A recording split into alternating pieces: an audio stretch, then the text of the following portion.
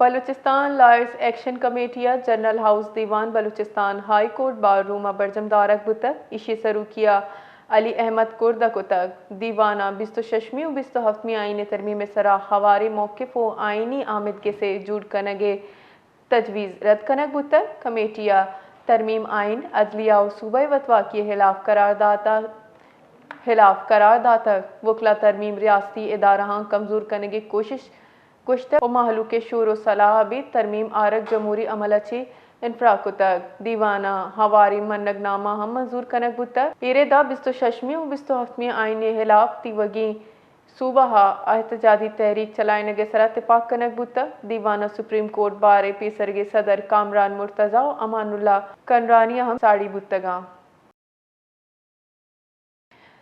مزید تفصیلات جانیں گے بلال فیروز سے۔ جی بلال فیروز، بتائیے گا کہ بلوچستان لائرز ایکشن کمیٹی کی جانب سے بلوچستان ہائی کورٹ بار میں جو اجلاس ہوا ہے وہ کس حوالے سے ہوا ہے، تفصیلات بتائیے گا۔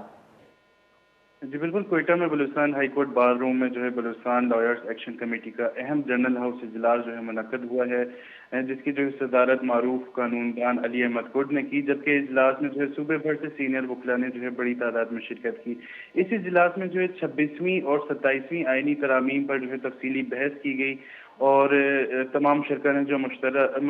مشترکہ طور پر ان ترامیم کو مسترد کرتے ہوئے شدید تحفظات کا اظہار کیا ہے۔ وکلا نے موقف اپنایا ہے کہ یہ ترامیم آئین اور عدلیہ کی بنیادی ڈھانچے کے خلاف ہیں اور صوبائی خود مختاری کو کمزور کرنے کی سازش ہیں۔ شرکا نے متوازی آئینی عدالت کے قیام کی تجویز کو بھی سختی سے رد کرتے ہوئے کہا ہے کہ یہ اقدام عدالتی نظام کو تقسیم کرنے کے مترادف ہے،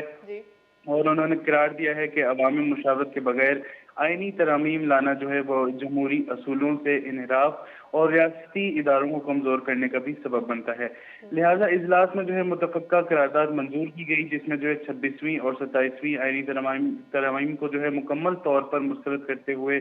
صوبے بھر میں احتجاجی تحریک چلانے کا اعلان کیا گیا ہے، اور قرارداد میں ریلیوں کے انعقاد اور عوامی آگاہی مہم شروع کرنے کا بھی فیصلہ کیا گیا ہے۔ یہ ریلیاں کب نکلیں گی اور ان کا انعقاد کب ہوگا، اس کو حکمت عملی مرتب کرنے کے لیے ایک خصوصی کمیٹی بھی قائم کر دی گئی ہے، جو کہ احتجاجی شیڈیول اور قانونی اقدامات پر رپورٹ پیش کرے گی۔ جی، تفصیلات کے لیے شکریہ بلال فیروز۔